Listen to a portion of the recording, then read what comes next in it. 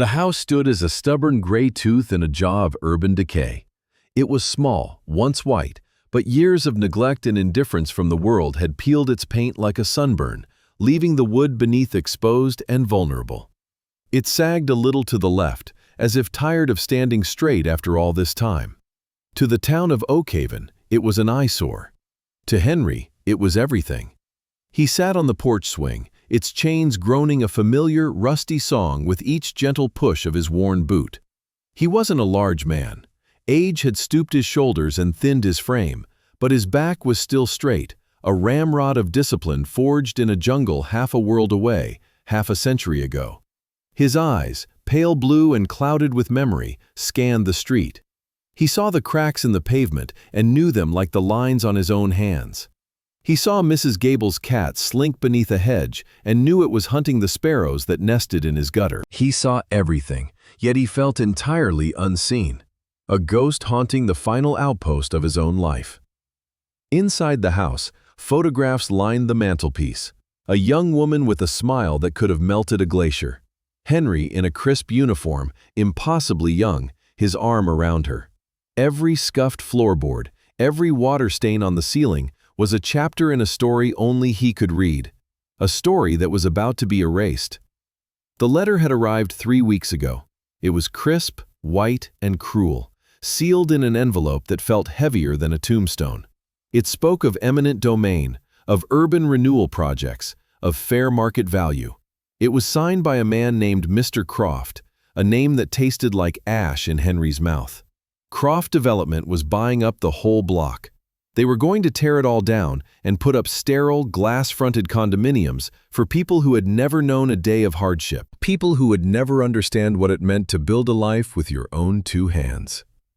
Henry had gone to the town hall. He had spoken to a bored clerk who couldn't meet his eye.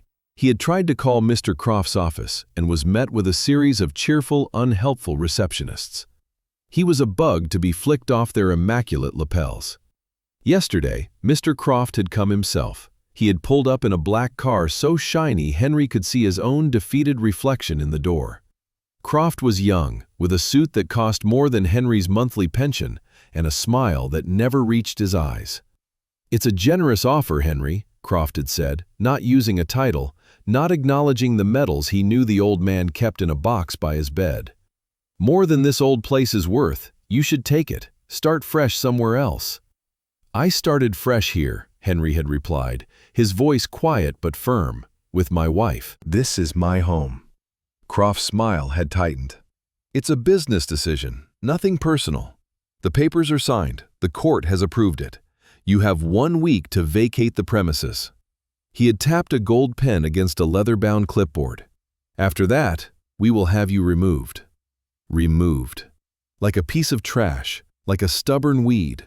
The word had echoed in the silence long after the black car had purred away. Now, sitting on his porch, Henry felt the full weight of his 78 years. He had fought for his country. He had buried his wife. He had paid his taxes and asked for nothing. And this was how it ended, with a condescending smile and a threat. That was when he heard them. A low rumble at first, a vibration in the soles of his boots. It grew steadily, a gathering storm of internal combustion that swallowed the quiet afternoon hum. Around the corner they came, a dozen motorcycles, chrome glinting in the sun, black leather and denim a stark contrast to the faded pastels of the neighborhood. They were the Disciples of Cain, a club whose reputation was written in whispers and fearful glances. They were loud, they were intimidating, and the good people of Oakhaven crossed the street to avoid them. They rumbled past his house, a parade of hardened faces and tattooed arms. They were everything he was not. They were loud where he was quiet. They were a pack where he was alone. They were a force of nature, and he was a fading photograph. But as the leader of the pack slowed, his eyes briefly met Henry's. The biker was a mountain of a man, with a thick gray beard and eyes that seemed to have seen as much of the world's ugliness as Henry's had. There was no judgment in his gaze, just a flicker of something that looked like recognition. Then he was gone, the roar of his engine fading down the street. Henry watched them go, and an idea, desperate and foolish, began to form in his mind. An idea born of last resorts and forgotten courage. He had one fight left in him, but he knew he couldn't fight it alone. He pushed himself up from the swing, his joints protesting. He went inside and opened a small cedar box on his dresser. Inside, nestled on worn velvet, were his medals. A purple heart, a bronze star. Beneath them was a faded photograph of his wife Eleanor. And beside that, tucked into a corner, was a single folded $20 bill and a handful of change. It was the last of his emergency money, the last of his worldly wealth. He took a single shiny dime from the pile of coins. It felt cold and insignificant in his palm. He closed his hand around it, the metal pressing into his skin. It was his last dime, and he was about to make the biggest gamble of his life. He was going to spend it on honor. The diner was called the Corner Booth, a place where the coffee was perpetually burnt and the fluorescent lights hummed a weary tune. It was the kind of place that time forgot, and that suited its regulars just fine. But today, time had not forgotten it. The disciples of Cain had taken over the back two booths, their bikes lined up outside like steel beasts at a watering hole. The other patrons ate in a tense silence, acutely aware of the leather-clad giants in their midst. The air was thick with the smell of grease, coffee, and a palpable sense of intimidation. Holt, the president of the club, sat with his back to the wall, a habit he'd never broken. He nursed a black coffee, his gaze sweeping the room with a practiced, almost lazy vigilance. He saw the fear in the eyes of the family in the corner, the way the teenage waitress trembled as she refilled his cup. He was used to it. He didn't like it, but he understood it. They looked at him and his brothers and saw monsters. They didn't see the men underneath.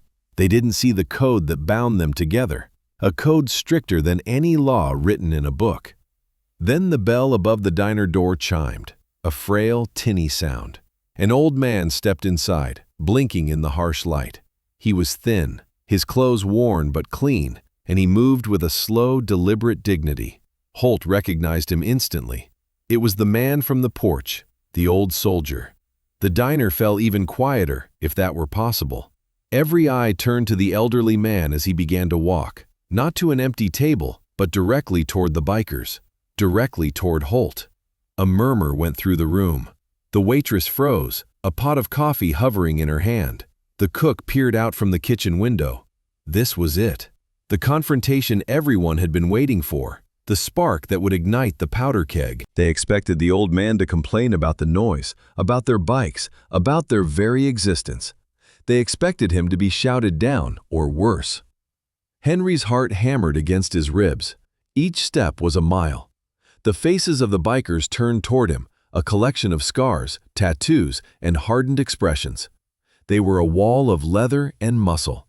He faltered for a second, the sheer physical presence of them threatening to overwhelm him. But then he thought of Eleanor's smile, of the eviction notice, of Mr. Croft's smug face. He straightened his back and kept walking. He stopped at Holt's table. The big man didn't move, just watched him with those unnervingly calm eyes. The other bikers, Bear and Cypher and Torch, tensed, their hands resting near their belts. Henry ignored them.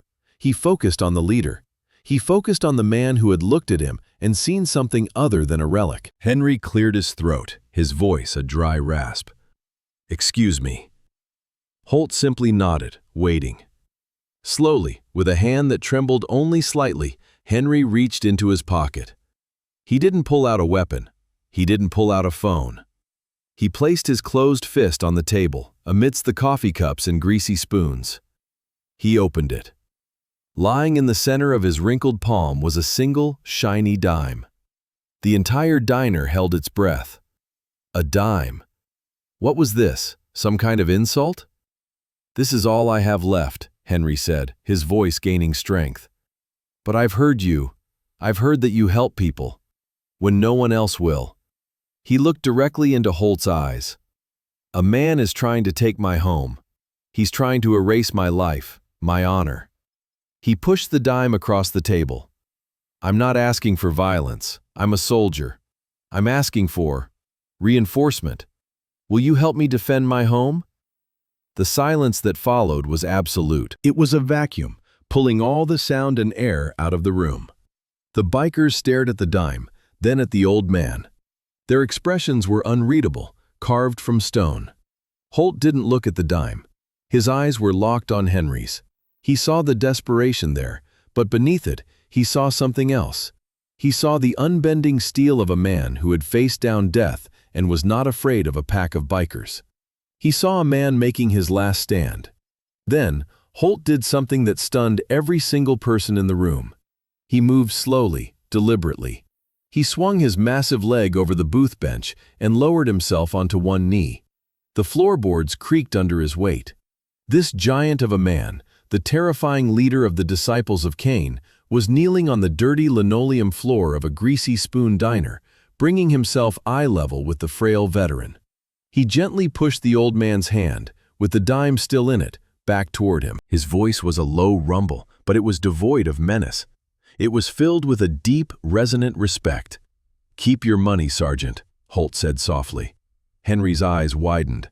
"How did you—" "The way you stand," Holt replied, his gaze unwavering. "You can't fake that. My father was Army, 101st Airborne." He stood up, his presence once again dominating the space, but the atmosphere had changed. The fear had been replaced by a stunned awe. He turned to his brothers. "The sergeant needs our help." There was no discussion, no vote. Bear, a man so large he blocked out the light from the window, simply nodded once. Cypher, the lean, quiet one with a laptop bag slung over his shoulder, gave a small, grim smile. The decision was unanimous. It was instant. It was the code. Holt turned back to Henry. "Tell us everything," he commanded, gesturing to the now empty seat beside him. "Tell us about this Mr. Croft." Henry sat down, the tension draining from his body, replaced by a hope so fierce it almost made him weep.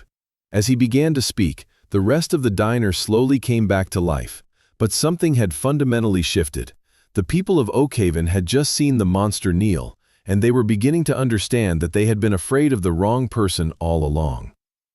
The clubhouse for the disciples of Cain wasn't what people imagined. It wasn't a den of illicit activities. It was a converted warehouse, smelling of oil, leather, and old coffee. The walls were lined with tools, spare parts, and photographs.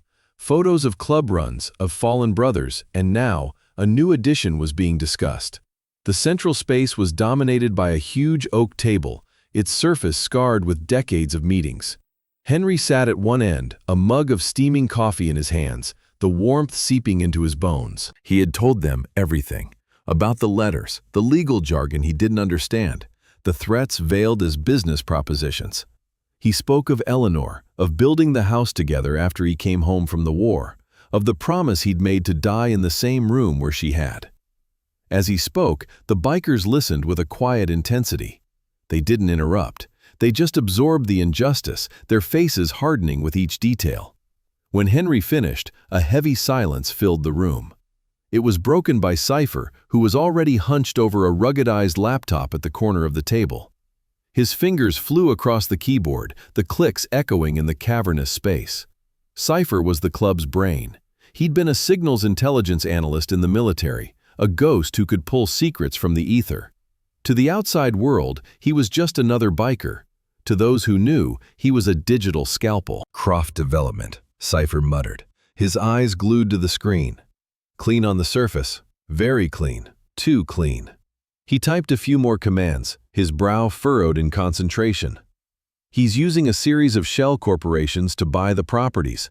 Makes it look like several different investors, but the money all funnels back to one holding company. It's a classic predatory equity scheme. "English, Cypher," growled Bear, who was cleaning a spark plug with meticulous care. "He's a shark swallowing little fish," Cypher translated without looking up. "He targets properties with elderly owners, people on fixed incomes, especially veterans. He finds legal loopholes, unpaid property taxes from decades ago, zoning code violations that haven't been enforced in 50 years, and uses them as leverage to force a sale at a fraction of the market value." His typing stopped. "Oh, this is interesting. The judge who signs off on all of his acquisitions, a Judge Halloway, they were fraternity brothers. And Halloway's daughter just got a very generous, fully paid scholarship to a private university, funded by a charitable foundation that Croft owns." Holt absorbed the information, his expression unreadable. Corruption. It's always greed and corruption. He looked at Henry. He thinks you're weak. He thinks you're alone. He's about to find out he's wrong on both counts. The plan was simple. It was elegant. It wasn't about violence. It was about light. They were going to drag Mr. Croft and his dirty little secrets out into the brightest sunlight imaginable. The next morning, Mr. Croft arrived at Henry's house, as he said he would. He wasn't alone. He had two large, thuggish-looking men with him, wearing polo shirts with the Croft Development logo stretched tight across their chests. He also had a local police cruiser with him, a single officer, a young deputy named Kincaid, looking profoundly uncomfortable. Croft was here to supervise the initial clearing of the property, a euphemism for throwing an old man's life onto the curb. He stepped out of his car, adjusting his tie, a smug smile already on his face. The smile vanished instantly. His path to the front door was blocked. A line of a dozen motorcycles formed a gleaming, chrome and steel barricade at the edge of the lawn. And on the porch, sitting calmly on the swing where Henry usually sat, was Holt. Flanking him were Bear and a half-dozen other disciples, standing silent and motionless as statues. Henry was there too, standing behind Holt, his shoulders a little straighter than they had been in years. Croft's face flushed with anger. He marched toward the porch. "What is the meaning of this? I told you to be off this property. This man is a squatter." Deputy Kincaid stepped forward nervously. "Sir, Mr. Croft has a court order." Holt held up a hand, silencing him without raising his voice. He didn't even look at the deputy. His eyes were fixed on Croft. "This is Sergeant Henry Miller's home," Holt said, his voice a low, dangerous rumble. "He is not a squatter. He is a decorated veteran of the United States Army, and you are not welcome here." Croft laughed, a short, ugly sound. "A veteran? That and $1 will get you a cup of coffee. I have a court order signed by a judge. It's the law. Now, are you and your band of misfits going to move, or am I going to have you all arrested for trespassing?" He puffed out his chest, feeling powerful with a cop at his side. He completely underestimated the men he was facing. He saw them as uneducated thugs, greasy criminals. He did not see them as strategists. Bad choice. Very bad choice. "The law," Holt mused, a dangerous glint in his eye. "Let's talk about the law, Mr. Croft." He nodded to Cypher, who was leaning against a porch column, holding a tablet. Cypher stepped forward. He didn't address Croft. He spoke to Deputy Kincaid. "Deputy, are you aware that Croft Development is currently under investigation by the State Attorney General's office for racketeering and predatory lending practices?" Croft's face went pale. "That's a lie. Slander." "Is it?" Cypher tapped his tablet. "Because I'm looking at an email right here, sent from your private account to Judge Holloway, discussing the expedited processing of several property seizures, including this one. You mentioned the need to clear the board of legacy residents before the new fiscal quarter." He turned the tablet so Kincaid could see. "And this is a bank statement from an offshore account, showing a deposit made to a trust fund in the judge's daughter's name. The amount is, well, it's quite a coincidence. It's exactly 10% of the projected profit from this development project." The blood drained from Croft's face. His arrogant posture collapsed. Where did you get that?" he stammered. "We have our sources," Holt said calmly. "The thing about secrets, Mr. Croft, is that they only stay secret when no one is looking for them. We were looking." Croft's composure finally shattered. The mask of the respectable businessman slipped, revealing the snarling, cowardly creature beneath. "You have no right. This is illegal. Kincaid, arrest them. Arrest all of them." But Deputy Kincaid wasn't looking at the bikers anymore. He was looking at the screen of Cypher's tablet, his face a mixture of shock and dawning realization. He was a young cop, maybe a little naive, but he wasn't corrupt. He recognized concrete evidence when he saw it. He took a step back from Croft, creating a visible distance between them. "You think your little biker gang can scare me?" Croft shrieked, his voice cracking with panic. He pointed a trembling finger at Henry. "This is all your fault, you old relic. You should have just faded away." He took a step toward the porch, his eyes wild. He never made it. Bear moved with a speed that was terrifying in a man his size. He didn't touch Croft. He simply stepped off the porch and stood in his way. It was like a mountain had suddenly materialized in front of him. Croft stumbled to a halt, his tirade dying in his throat as he looked up into Bear's cold, impassive face. "I think you should leave now," Bear said, his voice so low it was barely a whisper, yet it carried more menace than a shout. The confrontation had drawn an audience. Neighbors peered from behind their curtains. Cars slowed as they drove by. The invisible old man and his dilapidated house were suddenly the center of the universe. And everyone was watching the wolf in the expensive suit get cornered by the so-called monsters. Croft looked from Bear's unmovable form to Kincaid's conflicted face, to the damning evidence on the tablet. He was trapped. Utterly and completely trapped. The machinery of his corrupt world had ground to a halt against a wall of leather and honor. With a choked sound of fury and defeat, he spun around, scrambled back to his car, and sped away, his tires squealing in disgrace. His two hired thugs, looking lost and suddenly very small, quickly got into their own car and followed. The street fell silent. The only sound was the creak of the porch swing as Holt sat back down. Deputy Kincaid stood frozen for a moment, then slowly walked over to Cypher. "I'm going to need a copy of everything you have," he said, his voice filled with a newfound respect. "Everything." Henry watched them, his heart swelling with a gratitude so profound it left him speechless. He had offered a dime for his honor, and these men, these outcasts, these disciples of Cain, had paid for it with something far more valuable. They had given him justice. They had stood with him. He was no longer alone. The immediate threat was gone, but the battle wasn't over. A predator like Croft wouldn't just disappear. He'd slither into another hole, looking for new prey. Holt and his club knew this. Their victory wasn't in chasing him away. It was in fortifying the ground he'd tried to take. It was in rebuilding what he had tried to tear down. And that started with the house. The morning after the confrontation, a new sound filled the quiet street. Not the roar of motorcycles, but the rhythmic thump of hammers, the scrape of metal on old paint, and the low murmur of men at work. The disciples of Cain had returned, but they had traded their riding gear for tool belts and work gloves. Bear, the enforcer, was on a ladder, his massive arms effortlessly stripping away decades of peeling paint. Cypher, the tech wizard, was meticulously rewiring the faulty electrical system on the porch. Torch, a wiry biker with a knack for mechanics, was underneath the house, inspecting the foundations. Holt was directing the operation, not with barks and orders, but with the quiet competence of a seasoned commander. He stood with Henry on the lawn, a set of old, faded blueprints spread across the hood of a pickup truck. They were the original plans for the house, which Henry had kept tucked away in a drawer for 50 years. "This load-bearing wall needs to be reinforced," Holt said, tracing a line with a calloused finger. "And the roof. We'll need to replace the whole thing. The shingles are shot." Henry looked at the flurry of activity, at these formidable men working on his humble home, and felt overwhelmed. I can't pay you for any of this," he said, his voice thick with emotion. "That dime, that was everything." Holt stopped and looked at him. He folded the blueprints carefully. "Henry, we told you to keep your money. This isn't about payment. This is about maintenance." He gestured around him. "We take care of our own.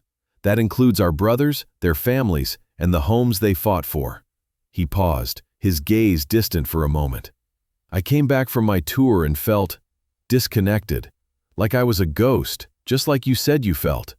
The club gave me a purpose, a brotherhood. We've all been lost at some point. We know what it's like. We don't leave our own behind, ever." It was the most Holt had ever said about himself. In that simple explanation, Henry understood everything. These weren't just bikers. They were soldiers who had never stopped being soldiers. Their war had just changed. Their uniform was now leather instead of camouflage, but the mission was the same. Protect the flank, watch your brother's back, and stand your ground. The work continued for days, which turned into weeks. The transformation was astonishing.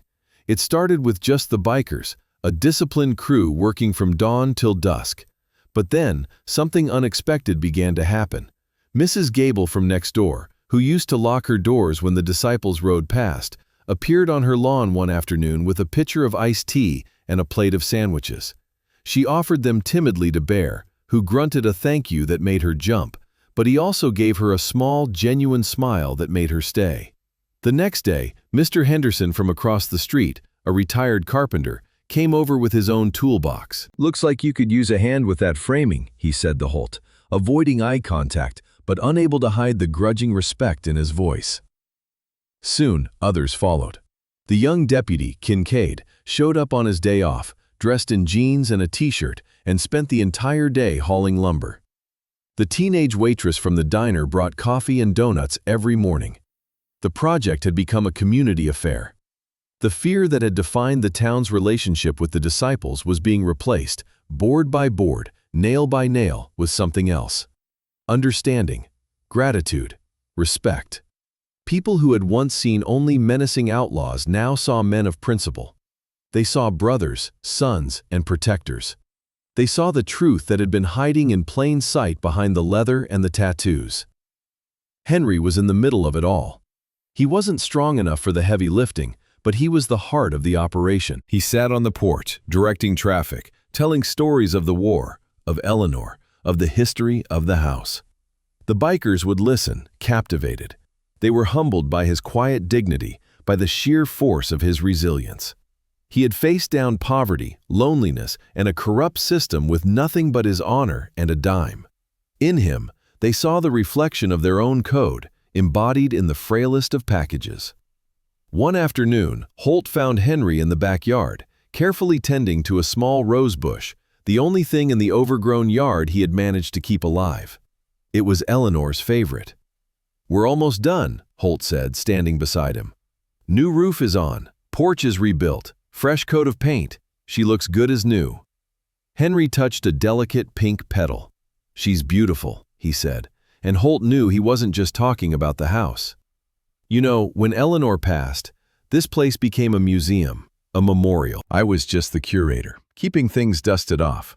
But now—" He looked around at the transformed yard, at the gleaming white house. "Now it feels like a home again. It feels alive." He turned to Holt, his pale blue eyes clear and bright. "You didn't just save my house, you brought me back with it." To formalize it, the club held a small ceremony on the newly finished porch. They presented Henry with his own leather vest. It was clean, with no road grime on it. On the back, it didn't say disciple. It had a single custom-made patch, a bronze star, perfectly stitched, with the word Sergeant embroidered beneath it. Henry put it on, the heavy leather settling on his shoulders like a familiar weight. He was no longer an honorary member, he was one of them. He had found a new platoon. He had found his family. The circle of protection was complete. A year passed. The seasons in Oakhaven turned, washing the town in the brilliant colors of autumn, then blanketing it in the quiet white of winter, and finally waking it again with the determined green of spring. On Henry Street, the change was more than just seasonal. It was permanent. His house was no longer a stubborn gray tooth, but a bright, welcoming beacon of white with a perfectly tended garden. The porch swing, its chains now silent and well-oiled, moved gently in the breeze. Henry sat on that swing, the leather of his disciple's vest warm against his back. He was no longer a ghost. When he walked to the corner store, people didn't just see him, they greeted him by name. "Morning, Sergeant," the kids would shout as they rode past on their bikes. He had become a fixture, a beloved piece of the community's heart. He was their veteran, their survivor, their friend. He was rarely alone. At least once or twice a week, the low rumble of motorcycles would echo down the street. It was no longer a sound that caused fear. Now, it brought smiles. The disciples would pull up, not in a menacing formation, but one by one, parking neatly at the curb. Bear would bring groceries. Cypher would help Henry with his computer, showing him how to video call his nephew who lived across the country. Holt would just sit with him on the swing, the two old soldiers sharing a comfortable silence, watching the world go by. The club's reputation in Oakhaven had been utterly transformed. They were no longer the monsters from the edge of town. They were the guardians. The story of what they did for Henry had become a local legend, a modern-day fable told over coffee at the diner and beers at the local bar. The diner, in fact, had a new item on its menu, the Sergeant's Special, A simple breakfast of 2 eggs, bacon, and toast. A portion of the proceeds went to a new fund the disciples had helped set up, the Oak Haven Veterans Assistance Fund. Mr. Croft was a ghost of a different kind. His empire, built on corruption and intimidation, had crumbled under the weight of the evidence Cypher had uncovered. The state attorney general had launched a full investigation. Judge Holloway was disbarred. Croft himself was buried in lawsuits from dozens of other elderly homeowners who had been inspired by Henry's stand. He lost everything. He sold his assets, paid his fines, and disappeared, his name becoming a local curse word. Justice, when it finally arrived, had been swift and absolute. Inside the disciples' clubhouse, a new object held a place of honor on the wall above the oak table. It was a small black velvet box, custom-made and set behind glass. Inside, resting on a cushion of satin, was a single, shiny dime. It was Henry's dime. Holt had retrieved it from the diner table that day and had kept it. To the club, it was a relic. It was a reminder that the greatest strength is not in a fist, but in a code. It was a symbol of the fact that the most profound honor can be found in the quietest man, and that true wealth has nothing to do with money. They had been a club of bikers, a pack of survivors, but Henry, with his quiet dignity and his last dime, had humbled them. He had reminded them of their highest purpose. He had made them into something more. He had made them heroes. One bright Saturday afternoon, as Holt sat with Henry on the porch, Holt's phone buzzed. He answered it, his voice the usual low rumble. He listened for a moment, his expression growing serious. He asked a few short questions. Where? How long has this been going on? Okay, don't do anything. We're on our way. He hung up and stood, stretching his broad back. Trouble? Henry asked, though he already knew the answer. Holt nodded. A single mother, 2 towns over, landlord's trying to evict her illegally, thinks he can bully her out. She heard a story about some guys on motorcycles who help people when no one else will. He looked at Henry, and a slow, grim smile spread across his face. Seems our reputation is getting around. He pulled on his own leather vest, the patch on the back, a skull pierced by a sword, seeming less a symbol of menace now and more a promise of fierce protection. He clapped Henry on the shoulder, a gesture of deep affection and brotherhood. "You hold down the fort, Sergeant." "Always," Henry replied, his voice firm. Holt walked to his bike, its chrome engine gleaming. He swung a leg over, and with a deafening roar, the machine came to life. One by one, the other disciples, who had been working in Henry's yard, started their own bikes, the sound a rising chorus of thunder. They were a pack again, a force of nature ready to move. But now, the whole town knew what that force was for. It was not for destruction, it was for defense. As they rode off, a column of black and steel heading toward the horizon to fight another battle for the forgotten and the voiceless. Henry watched them go, a feeling of immense pride swelling in his chest. His dime had been a small thing, but the return on his investment was immeasurable.